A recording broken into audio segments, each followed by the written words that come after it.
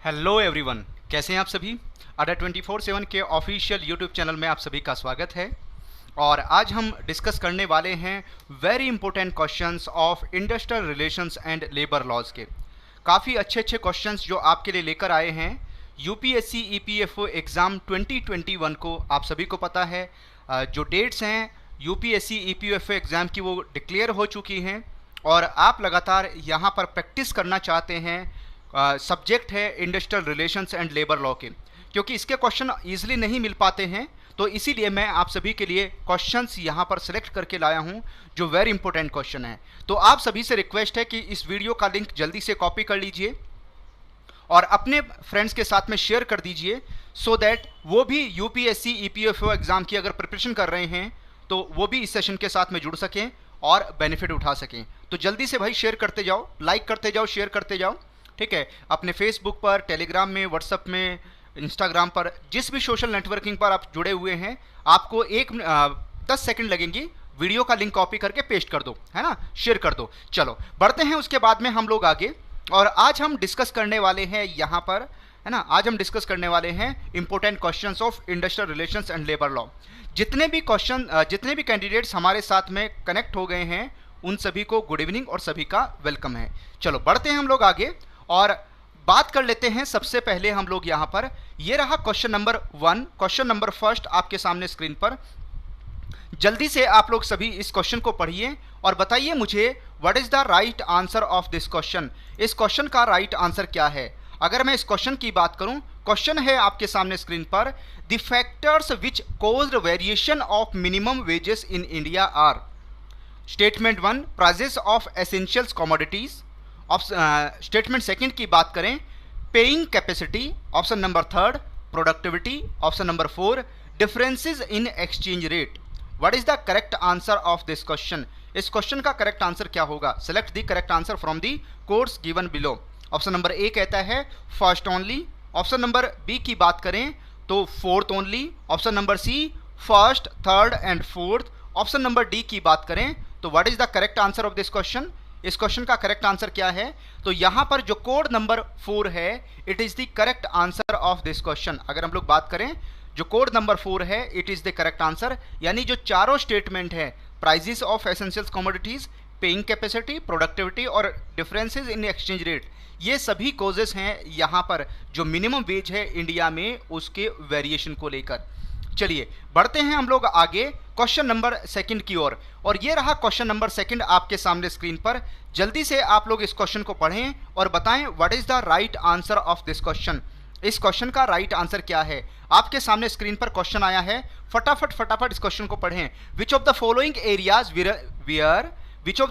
Areas where central government is exclusively competent to enact legislations. What is the correct answer of this question? तो option number A कहता है trade unions, industrials and labour disputes. Option number B social security and social insurance, employment and unemployment. Option number C welfare of labour including conditions of the work provident fund and employers liabilities, workmen's compensation, invalidity and old age pensions and material benefit. और अगर हम option number D की बात करें, regulation of labour and safety in mines of oil fields. What is the correct answer of this question. इस question का correct answer क्या है। जल्दी से आप लोग इस क्वेश्चन को अटेम्प्ट करें और मुझे करेक्ट आंसर बताएं। जल्दी फटाफट आप लोग मुझे आंसर अपना बताते जाएं, है ना। आप लोग करेक्ट आंसर क्या टिक कर रहे हैं। तो मैंने इस क्वेश्चन को आपके लिए पूरा व्यू भी कर दिया है, सो दैट आपको यहाँ पर कंप्लीटली पूरा क्वेश्चंस दिखाई दे। चलो बढ़ते हैं हम लोग आगे। तो जल्दी से बताओ मुझे what is the right answer of this question. इस क्वेश्चन का राइट आंसर क्या है। तो अगर हम लोग यहाँ पर राइट आंसर की बात करें तो राइट आंसर क्या होगा। राइट आंसर है option number D, regulations of labour and safety in the mines and oil field.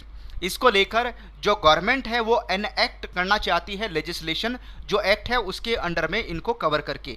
चलिए बढ़ते हैं हम लोग क्वेश्चन नंबर 3 की ओर। और ये रहा क्वेश्चन नंबर 3 आपके सामने स्क्रीन पर। जल्दी से आप लोग इस क्वेश्चन को अटेम्प्ट करें और बताएं what is the correct answer of this question. इस क्वेश्चन का करेक्ट आंसर क्या है।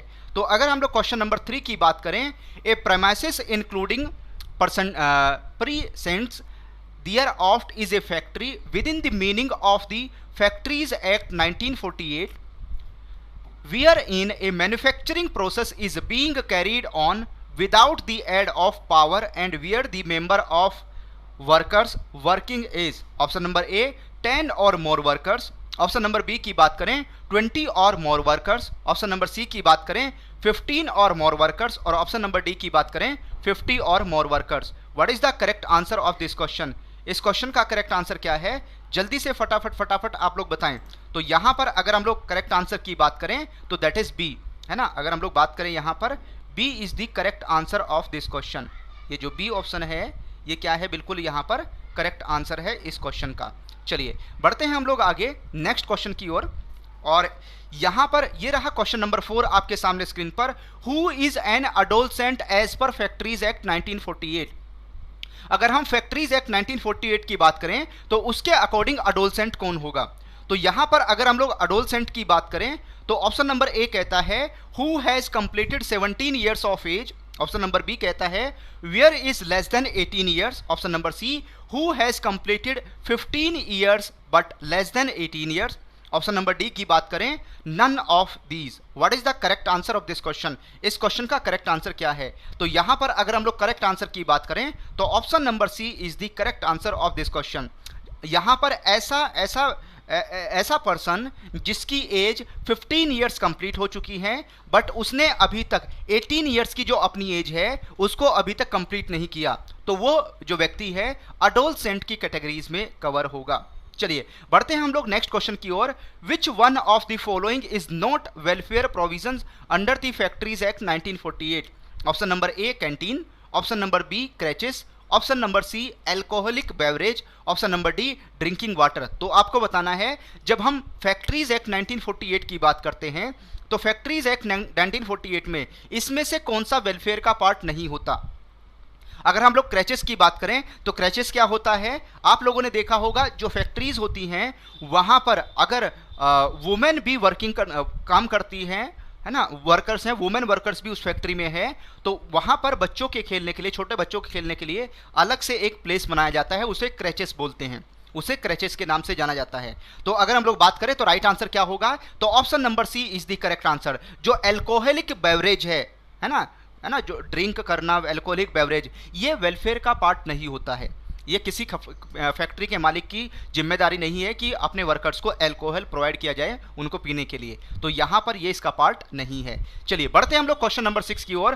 First aid box is to be provided for how many person? कितने पर्सन्स के ऊपर जो फर्स्ट एड बॉक्स है वो प्रोवाइड किया जाना चाहिए फैक्ट्रीज के अंदर, है ना। अगर कोई वर्कर इंजर्ड हो जाता है ना, और यहाँ पर कोई जो वर्कर है अचानक से बीमार हो जाता है तो कुछ बेसिक मेडिसिन्स एंड कुछ यहाँ पर मेडिकल जो बेसिक इक्विपमेंट्स होने चाहिए जिससे इनिशियल बेसिस पर उस वर्कर का ट्रीटमेंट किया जा सके। तो यहाँ पर फर्स्ट एड बॉक्स की बात की गई है, तो कितने वर्कर्स के ऊपर ये फर्स्ट एड बॉक्स रिक्वायर्ड होगा? तो अगर हम लोग करेक्ट आंसर की बात करें तो सी 150 वर्कर्स, है ना, 150 या 150 से ज़्यादा पर्सन्स के ऊपर अगर हम लोग बात करें फर्स्ट एड बॉक्स की रिक्वायरमेंट होती है फैक्ट्रीज के अंदर। चलिए बढ़ते हैं हम लोग नेक्स्ट क्वेश्चन की ओर। क्वेश्चन नंबर 7 आपके सामने स्क्रीन पर है। Who is an adolescent as per factories act 1948? अगर हम फैक्ट्रीज एक्ट 1948 की बात करें तो इसके अकॉर्डिंग अडोलसेंट किसको कहेंगे? तो 4 ऑप्शन आपको दिए गए हैं। Who has completed the age of 18 years, B, who has less than the 18 years, option number C, who is more than 14 years, option number D, who is more than 15 years. What is the correct answer of this question? जल्दी से फटाफट आप लोग comment करके मुझे answer बताते जाएं। अगर आप ये वीडियोस देख रहे हैं तो इस वीडियो के नीचे कमेंट करके मुझे बताएं, और लास्ट में मेरे साथ में अपना स्कोर भी शेयर करेंगे कि आपने इन टोटल क्वेश्चंस को अटेम्प्ट करने के बाद में कितना स्कोर किया है, ये भी मुझे कमेंट करके जरूर बताएं। चलो बढ़ते हैं हम लोग आगे। Number A, who has completed the age of 18 years? जिसकी एज 18 साल कंप्लीट हो गई है वो अडल्ट की कैटेगरीज में आता है ना, उसे क्या बोलते हैं? अडल्ट की कैटेगरीज में आता है। चलिए बढ़ते हैं क्वेश्चन नंबर 8 की ओर। ये रहा क्वेश्चन नंबर 8 आपके सामने स्क्रीन पर। If any employ found violation the section 20 of factories act 1948 shall be fine up to. अगर कंपनी का, फैक्ट्री का कोई वर्कर एम्प्लॉय यहां पर वायलेशन करता है किसका? फैक्ट्रीज एक्ट 1948 का, तो उस एम्प्लॉय के ऊपर, उस वर्कर के ऊपर कितने रुपए का फाइन लगाया जा सकता है?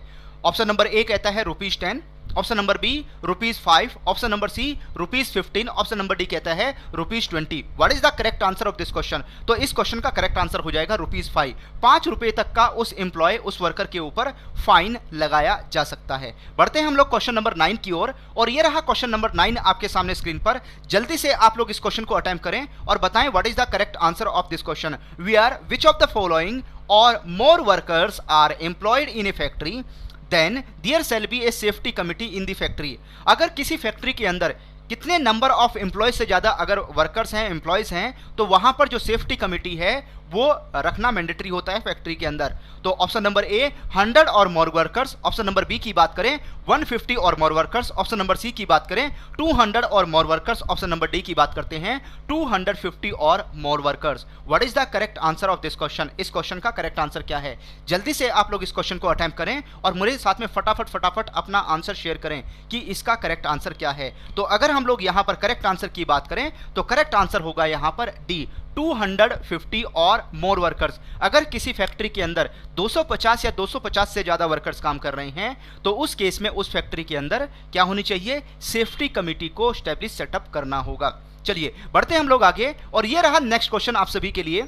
As per factories act, hazardous process means any process or activity in relation to an industry specified in the first schedule where unless special care is taken raw material used therein or intermediate or finished product by product wastes or influence thereof would, option number A, cause the material impairment to the health of the person engaged in the connected therewith, option number B, result in the population of the general environment, option number C only option number A, option number D कहता है both A and B. जब हम hazardous process की बात करते हैं या hazardous industries की बात करते हैं, हजार्डियस प्रोसेस या हजार्डियस इंडस्ट्रीज का मतलब क्या हुआ?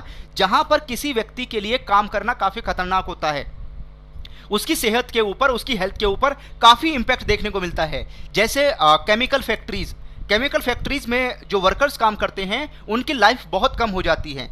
ऐसी फैक्ट्रीज जहां पर कॉपर का सामान बनता है ना, ये हजार्डियस इंडस्ट्रीज में आती हैं। क्यों? क्योंकि यहां पर इनसे जो वेस्ट निकलता है वो किसी भी ह्यूमन लाइफ के लिए बहुत खतरनाक होता है। काफ़ी पॉल्यूशन होता है जो किसी भी वर्कर की हेल्थ के ऊपर काफ़ी असर डालता है। तो यहाँ पर सेफ्टी के लिए जो फैक्ट्रीज एक्ट 1948 है उसमें काफ़ी प्रोविज़न किए गए हैं। तो यहाँ पर आपको 4 ऑप्शन दिए गए हैं, इनमें से आपको करेक्ट ऑप्शन टिक करना है। तो अगर हम लोग करेक्ट ऑप्शन की बात करें, both A and B are the correct answer of this question. अगर हम लोग बात करें इसका करेक्ट आंसर क्या होगा, ए और बी दोनों बिल्कुल करेक्ट आंसर हैं। तो अगर आपको ये क्वेश्चंस अच्छे लगे हैं तो जल्दी से मुझे यहाँ पर वीडियो के ऊपर लाइक करके जरूर बताएं। वीडियो के ऊपर लाइक करें, मैं देख रहा हूं अभी तक आप सभी ने लाइक नहीं किया है, तो जल्दी से सेशन को लाइक भी करें और यहां पर अपना स्कोर भी मेरे साथ में शेयर करें कि आप लोगों ने कितना स्कोर किया है, कितना स्कोर किया ये भी मेरे साथ में शेयर करें। और अगर आप इसी तरह के क्वेश्चंस की प्रैक्टिस करना चाहते हैं और जो टॉपिक इसमें मेंशन किए गए हैं, फैक्ट्रीज एक्ट 1948 की बात करें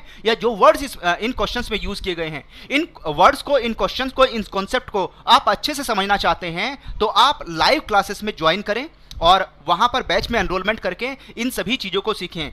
अभी यूपीएससी ईपीएफओ क्रैकर बैच जो यहाँ पर 7 सितंबर 2020 से स्टार्ट होने वाला है, इसका लिंक आपको इस वीडियो के डिस्क्रिप्शन में और नीचे कमेंट में दिया गया है, उसके ऊपर क्लिक करके आप लोग ज्वाइन कर सकते हैं। और यहाँ पर अगर आप लोगों की कोई क्वेरी है, कुछ पूछना चाहते हैं तो आप लोग पूछ सकते हैं। तो चलिए मैं आपको बता भी देता हूँ कि आप इस बैच को कैसे ज्वाइन करेंगे। इस बैच को ज्वाइन करने के लिए आप अपने ब्राउजर में टाइप कीजिए adda247.com। जैसे ही आप अपने ब्राउजर में adda247.com टाइप करेंगे, ये टाइप करने के बाद में स्क्रॉल कीजिए। स्क्रॉल करने के बाद में आप नीचे आएंगे कोर्सेस में क्लिक करेंगे ईपीएफओ के ऊपर। देखो यहाँ पर ईपीएफओ का लोगो भी लगा हुआ है, उसके ऊपर आपको क्लिक करना है। जैसे ही आप इसके ऊपर क्लिक करेंगे तो यहाँ पर सबसे पहले आपके सामने जो बैच आएगा वो है यूपीएससी ईपीएफओ क्रैकर बैच और ये 7 सितंबर से स्टार्ट होने वाला है। इसके ऊपर आप क्लिक करेंगे। ये बैच अभी आप सभी को प्रोवाइड किया जा रहा है 2999 रुपीज़ में। ओके, तो मैं आप सभी को यहाँ पर एक कूपन कोड भी प्रोवाइड कर रहा हूँ। इस कूपन कोड का आप लोग यूज़ कीजिए। कूपन कोड है Y195, है ना। जो कूपन कोड है Y195 अपने पास में कहीं नोट करके रख लीजिएगा। जब आप इस बैच में एनरोलमेंट करेंगे तो आपको इसी कूपन कोड का यूज करना है सो दैट आपको सारे बेनिफिट मिल सकें। तो इसके लिए आपको क्या करना होगा, इस कूपन कोड को यूज करने के लिए आपको व्यू ऑफर के ऊपर क्लिक करना है। जैसे ही आप व्यू ऑफर के ऊपर क्लिक करेंगे तो सबसे पहले अपनी जो ईमेल आईडी है उसको आप टाइप कीजिए। ईमेल आईडी को टाइप करने के बाद में नीचे ऑप्शन आएगा enter coupon code. Enter coupon code में कोड टाइप कीजिए Y195। ये टाइप करने के बाद में आप अप्लाई के ऊपर क्लिक करेंगे। जैसे ही आप अप्लाई के ऊपर क्लिक करेंगे तो यहां पर ये बैच आपको 2189 यानी 63% का जो डिस्काउंट है आपको वो इंस्टेंट बेसिस पर मिल जाएगा। और जितने कैंडिडेट्स आज एनरोलमेंट करेंगे उनको 63% का डिस्काउंट मिलेगा कूपन कोड Y195 यूज करने पर, प्रोमो कोड Y195 यूज करने पर। और ये बैच आपको 2189 में मिल जाएगा। और यहां पर एडिशनल अभी आपको 3 मंथ्स की आपको वैलिडिटी भी मिलेगी। और ये जो 3 महीने वाला ऑफर है ये आज ही खत्म हो जाएगा। ये 3 महीने वाला जो ऑफर है 3 मंथ्स का जो एडिशनल आपको ऑफर मिल रहा है ये आज ही एंड हो जाएगा। तो इसको कैश करने के लिए 3 मंथ्स की एडिशनल वैलिडिटी पाने के लिए आज ही एनरोलमेंट करें। तो चलिए फिर हम आज का सेशन यहीं पर वाइंड अप करते हैं। Thank you all of you, happy learning. मिलेंगे हम एक नेक्स्ट लेक्चर में कुछ वेरी इंपॉर्टेंट क्वेश्चंस के साथ में। और आप हमसे लाइव क्लासेस में, पेड क्लासेस में हमारे साथ में बैच में मिलिए। तो वहाँ पर आपकी industrial relations and labour law की 2 घंटे क्लास होती है, 2 आवर की क्लास होती हैं, जिसमें सभी कॉन्सेप्ट को आपको बेसिक से लेकर एडवांस लेवल तक बहुत अच्छे से समझाया जाता है, पढ़ाया जाता है। तो अगर आपको ये वीडियो अच्छी लगी है तो लाइक करें, शेयर करें इसको। और अगर आप अड्डा 24/7 पर पहली बार ये वीडियो देख रहे हैं तो जल्दी से चैनल को सब्सक्राइब कर लीजिए और बेल आइकन के ऊपर जरूर क्लिक कीजिए सो दैट आपको जितनी भी वीडियोस आएंगी यूपीएससी ईपीएफओ की सबसे पहले नोटिफिकेशन आपके पास पहुंचे। Thank you all of you, happy learning.